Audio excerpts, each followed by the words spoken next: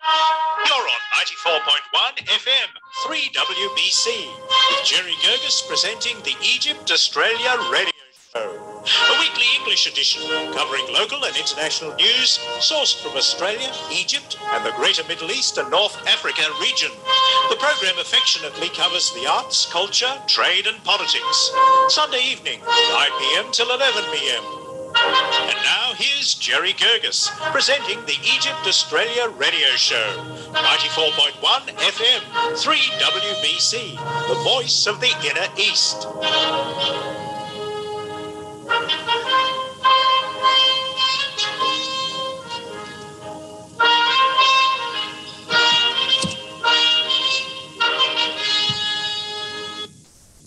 And welcome to 94.1 FM, Egypt Australia Radio Show, the affectionately known as EARS.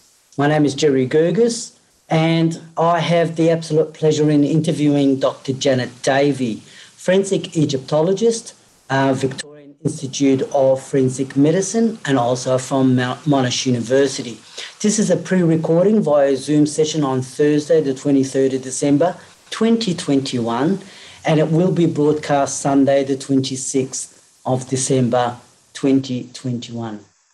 Channel 7 recently had a short news break. Good evening, Janet. How are you? Good evening, Jerry. And I loved your music because I was at the production of Aida at Hatshepsut's Great Temple at Deir el-Medina in 2019. So I was back in Egypt while it was playing. It is very moving. I've got absolute fantastic stories, but we will cover that other time. Channel 7 News had a story, an exclusive story about ancient mummy that could solve Melbourne's crimes. You talked about a global study of child mummies. Tell us about it, Jen. Well, would you like me to talk about the criminal element or my study of 14 child mummies, which is the only one that's ever been completed in the entire world? So what the program was talking about was the fact that facial reconstruction, where it's not possible to get DNA or there are other problems, this is if the skeleton, if the cranial cavity is intact, it's possible to do a facial reconstruction. And at VIFM, a number of our staff members have been to massive disasters, tsunamis, the downing of the plane that's been in the news tonight. So often bodies are not in a really good state to have the usual things done. So but what we've been doing with facial reconstruction, there is you can link the two, the ancient and the modern, and we'll hear more and more of this in the next few years. So, because it has relevance to missing persons where skeletons are discovered. There are a whole range of opportunities for this type of work. And with the mummies, I've been studying children from the Greco-Roman period, the period Alexander the Great up to through Cleopatra the Great's era and into the Roman time. So it's interesting because we don't know a lot about children from ancient Egypt, but that's a separate thing to what we're doing. Is we're using modern medical and scientific technology to examine these children, CT scanning, and the last part of the process, if we can afford it, is to have a facial reconstruction done. And the one that was featured on Channel 7 is of a little girl who was probably about between 5 and 6 when she died, but she had a dislocated mandible, the lower jaw was dislocated.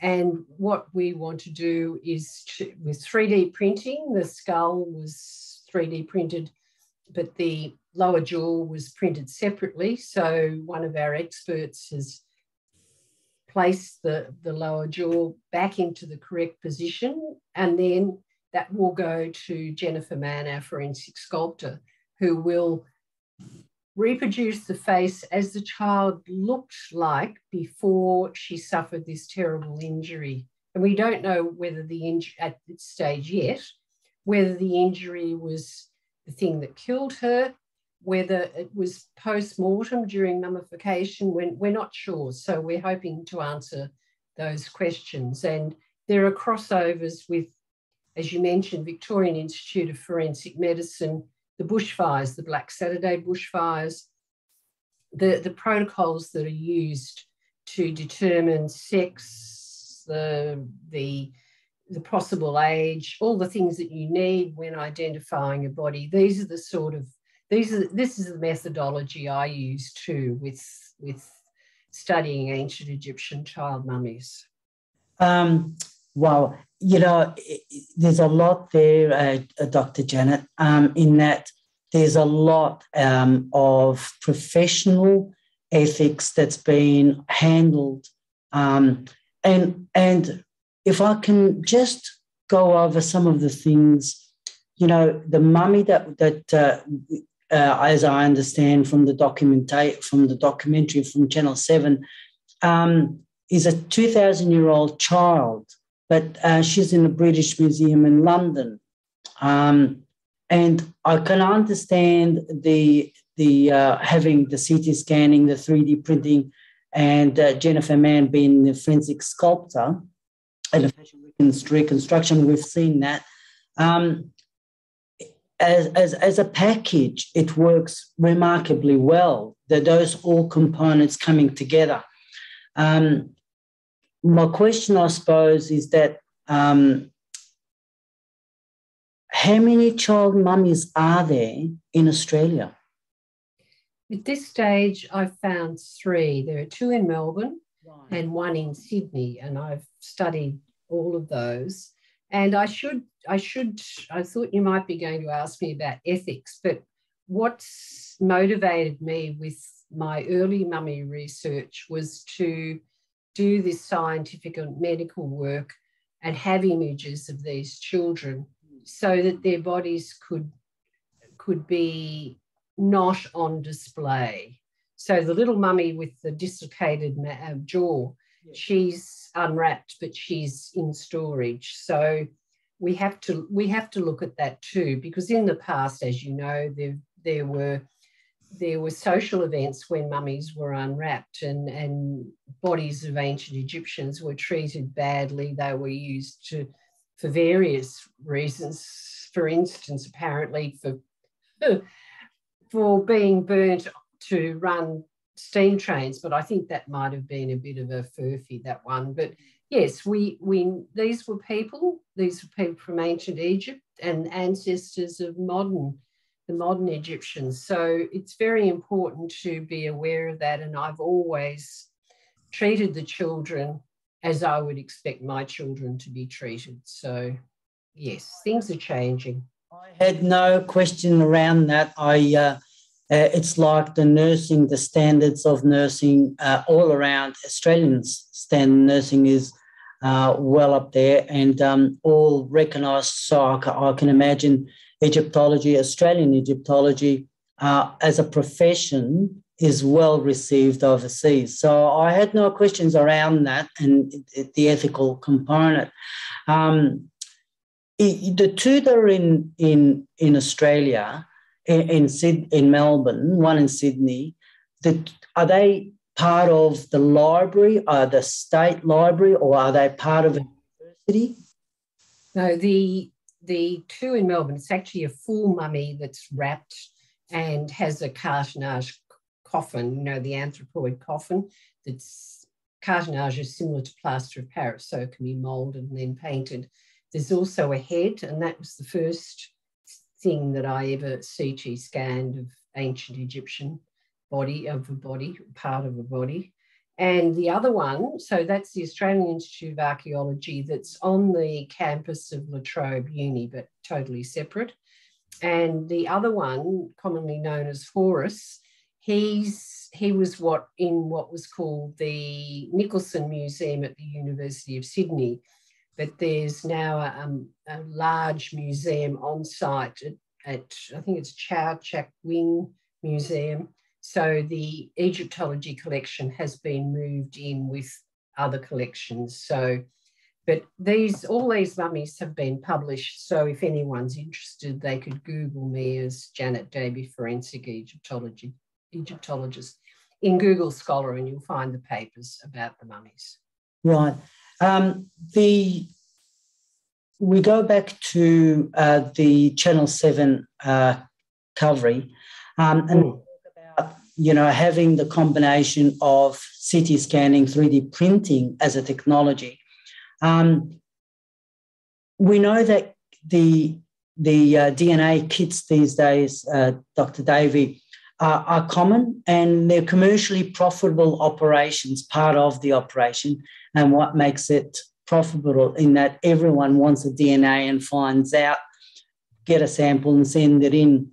Thinking along the lines, is it possible? Can I get myself CT scanned, and will I get a 3D print and look at it and it'll look like Homer or something, and look at my own skull? Maybe give it to someone. Well, there's a couple of things you need to know about mummies and DNA, Jerry, because there are two types of DNA. There's mitochondrial, which is from your mother's line, and the nuclear DNA, which is both.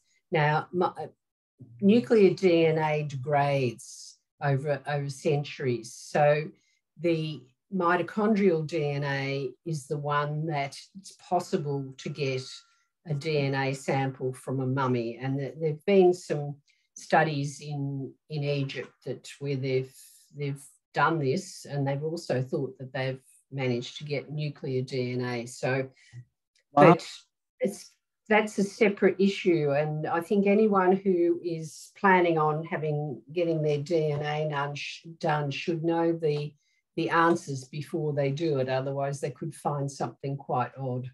Some skeletons in the cupboard. But as far as facial reconstruction, you could go and have a full body CT scan, and with an advanced visualization workstation, which I've been using, I can bring up a 3D facial reconstruction of the person, but it's not as good as if someone does the full facial reconstruction. Right. So, yes. The technology of Dr. Davey is unique in that it has been rolled out somewhat in Australia. So do you think the application will be utilised by Egyptologists in Egypt and elsewhere? Because at the moment, there's a lot of archaeological work and finds all around. The Romans, the Greeks, go back before all that, the Turks as Syrian times. Fantastic stuff out there. So that application, it has potential to be available for anyone else around the world? Yes, we're a lot of groups who are doing research into mummies, and I've been lucky because I've had over the years 2 major CT scanning companies who generously allowed me to CT scan mummies without cost. And Victorian Institute of Forensic Medicine has its own CT scanner in the mortuary. So if we want to do one in Melbourne, we can do that. But the problem with any sort of technology that's involved with studying in ancient Egypt is the cost. So if you can get it for free, that makes a difference. And I should mention that if you look on Facebook and various other sites, you may see images of, for instance, Queen Tia, possibly Queen Tia, who was married to Amenhotep III, the facial reconstruction that's been done with a computer. But there's no guarantee that that's correct, because it's Jennifer Mann talks about this, about you have to be careful. And there's also a computer program when you can virtually do a facial reconstruction, but there are still questions about, is this the best method for doing that? So there will be a study done in the future comparing the different methodologies. And of course, the most expensive one is the hands-on facial reconstruction. But the more you do, the more I suppose it becomes less expensive. It's hard to know, but yeah, here in Melbourne or in Australia, I'll say Melbourne, we've been leading the world with mummy research for quite a while, and now I like to think that the next generation is picking up on it. But I base my work on the work of Professor Rosalie David in Manchester, where I studied, and she was really the pioneer of multidisciplinary studies of ancient Egyptian mummies. So, and that multidisciplinary is the key, because one person can't be all those things, a forensic radiologist, a forensic pathologist. So we work in groups, and that's a really good way to learn, whether it's forensic Egyptology or any subject. Janet, I promised not to go way over, but I also understand that you are the president of Australia Egypt Fund. I am, yes. Going? Well, it's been really good. We haven't been going for many years, but we decided to set up an incorporated body to raise money to send a postgraduate student overseas to a dig.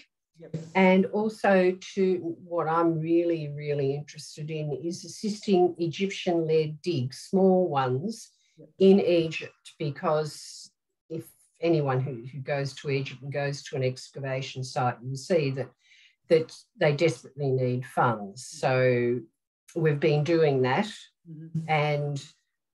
But at the moment, the last 18 months or so, we haven't been able to do anything much at all because of COVID and travel restrictions. Yes. But the facial reconstruction of the little mummy, British Museum mummy, Jennifer Mann will do.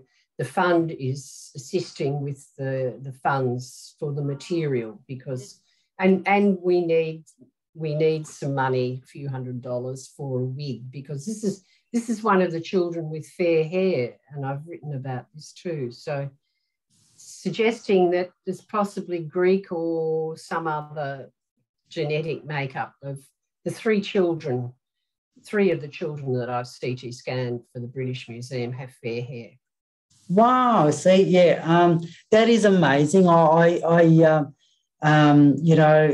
The more I talk about to people like yourself and other institutions, as you know, my recent search is for Egyptian Egyptologist before the 1700, and we go back in that, and you are assisting. So I want to make the point on this recording that I want to thank you so much for helping me to find the right people to talk about Egyptian Egyptologists way before the French era.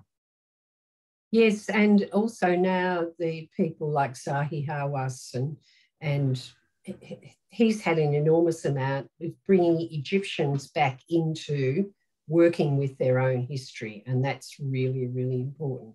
Foreigners haven't been excluded, but I spent a year in Egypt, and I was so pleased to see this change.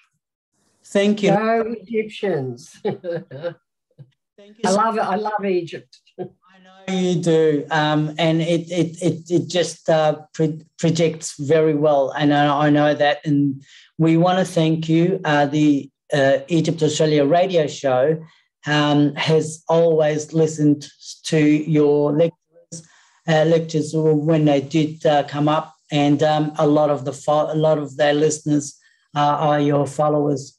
So thank you. Lovely. Sincerely, thank you so much for the great work you've been doing in the past, Dr. Davey. And Janet, we will again talk some more about the Egyptian Egyptologist before the French era. Thanks again. And, I look forward to maybe sometime in the future we'll be able to get my head scanned. And I'll pay for the 3D printing. It's been an honour to be on your show. Thank you very much, Jerry. Thank you so much. Bye. Lovely. Bye.